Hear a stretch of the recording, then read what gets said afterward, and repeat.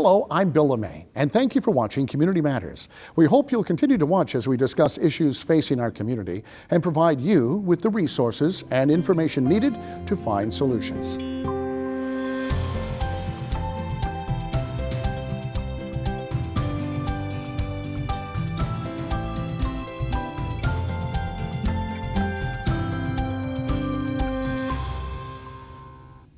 Summer's in full swing, and if you find yourself wanting to get out of the heat, the Museum of Natural Sciences in downtown Raleigh has a fascinating new exhibit called Race.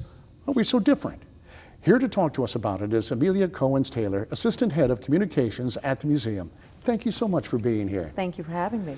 Wow, so pick a tough topic to talk about. Could you get any tougher? I mean, everybody has an opinion on it, and man, I'll tell you what, with the environment today, it's not an easy topic to talk about. Give me some background. Why this? You know what? I think it's because the time is now for all the reasons you just mentioned.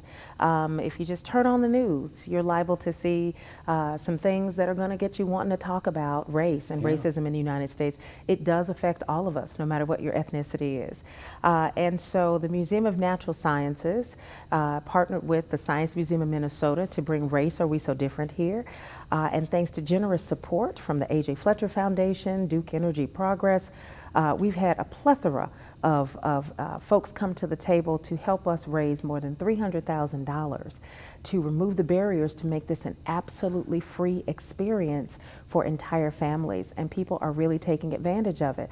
In 2 months now, we've seen 25,000 people come through the doors of our exhibit, and we're very pleased about that because that means that we're capturing about 22% of the population that's coming in the doors right now, and that's phenomenal for an exhibit. In that same amount of time, we've seen 84,000 people come through the doors of the museum. So 25,000 of them are coming through the exhibit, and they're talking, they're going back, they're telling friends, they're coming back again and again. And so we're very excited about Race, Are We So Different? Because it moves the dial. It encourages dialogue, and it gives you the tools to have meaningful and transformational conversation about a very difficult topic. It is very difficult. A lot of people are very uncomfortable. Very well-meaning, but it's just an uncomfortable topic. Well, what are people saying, and what will we see when we go to the exhibit? Well, we're really excited about the fact that this exhibit has allowed us to bring in populations that are very reflective of our community. And that's something that's been a bit of a challenge for museums all across the nation. Typically, you don't see people of color going to science museums, going to art museums, to history museums in large numbers. And that is not the case with this exhibit. 45% of our visitation identifies as non-white. And our demographics in 2015 only brought out 11% African American to the entire museum for the year. That's incredibly important. Those are incredible numbers, and it means that this is a topic that people want to talk about. It is appropriate for all ages. And it just really allows people to talk about the origins and manifestations of race in our country through 3 different lenses. So you're looking at it through the science of human variation. You're looking at it through the history of race and everyday lived experiences. And that, I think, is one of the key things that people want to talk about, because everyone's experience is different. This exhibit also allows people to confront and deal with some biases that they may have.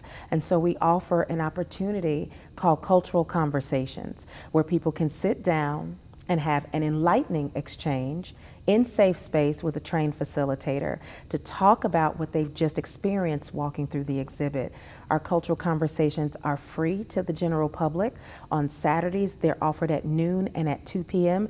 And on Sundays, they're offered at 2 p.m. So if your organization or your company perhaps would like to rent the museum and offer this as a diversity training tool for their staff, we do offer fee-based cultural conversations throughout the week. That is so neat. You know, the fact that you have such a breakdown where it's 50-50, you know, you're getting it, everybody coming to see the exhibit.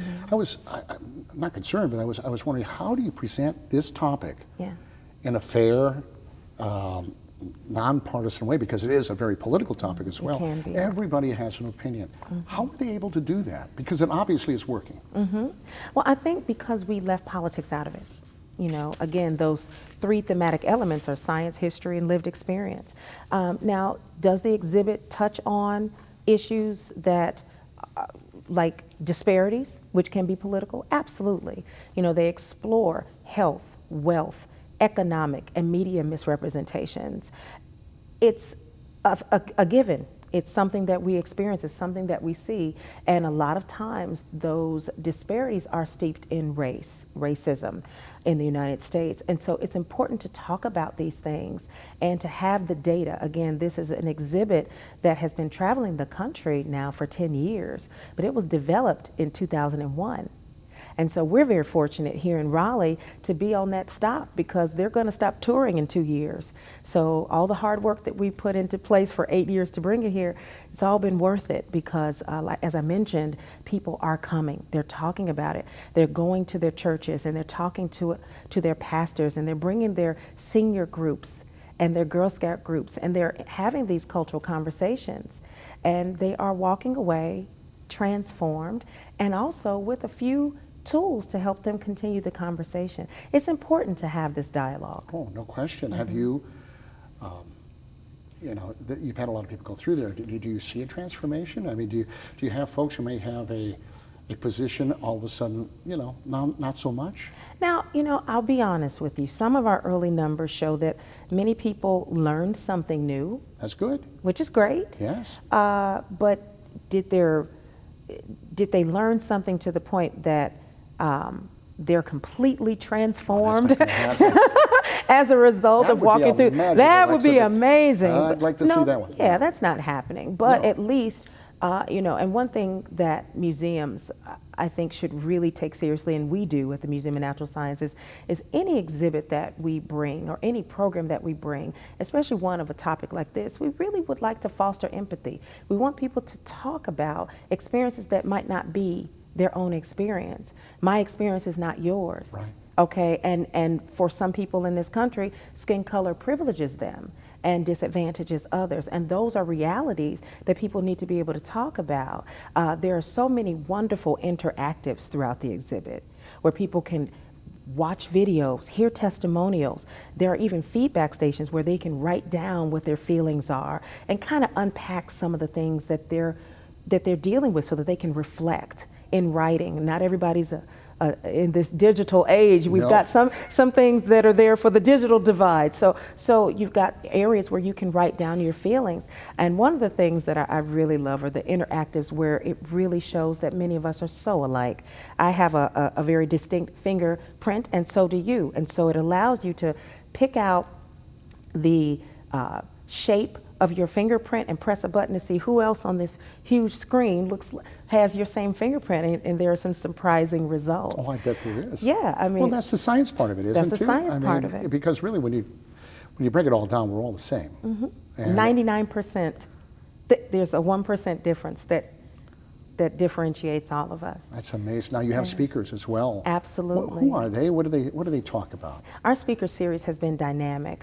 We kicked things off the first month that we opened, and we talked about those disparities that I mentioned. We've had Dr. Dudley Flood, we've seen Natalie Bullock Brown come on and talk about media misrepresentations. Of course, Dr. Flood, just a leader in desegregation of schools in North Carolina.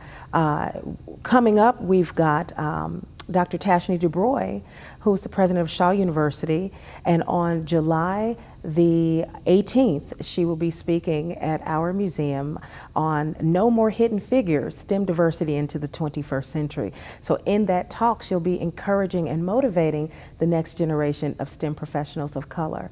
And so we've seen an amazing amount of interest in her lecture, and it's still almost 2 months out. So we're preparing for overflow for her. Good. That's good, though. We've actually been in talks with Full Frame Film Festival to show films during our run. We have some interesting science cafes coming up. We just had one that talked about DNA testing called What's in Your Gene Wallet. And that was a wonderful intersection of race and genomics. And you can find the ones that have passed already on our website. We did stream them live, and so we've got copies of them, especially if you go to to naturalsciences.org/race, you can find all of those videos there. On August the 12th, we're having a back-to-school minority STEM opportunities fair. Okay. So children of color who are interested in STEM fields, who've never met a STEM professional that looks like them, can get up close and personal with them. And we'll have over 25 participants there that day with tables to interact with the children and talk to them about STEM. It's an exciting exhibit. It really is. I mean, and kind of brave on some level. It is, but much needed. Yeah. Any tips for folks who have never been to the museum? Come on out, it's free. It's a free museum. We're downtown Raleigh. You know, I definitely, like as I mentioned, it is an exhibit for children. It's an exhibit for everyone. We've got a ton of resources on our website that will help you talk to your kids about race. There are downloadable things that you can read, and it's important for parents to have this conversation, because if you don't, you want to talk to them about race before someone else does. So that's a good point. Amelia, it's so nice of you to join us. I'm very excited to go see this. Awesome. It sounds awesome. Now, when we come back, a look at other ways to support your local community and have a great time too. Stay with us.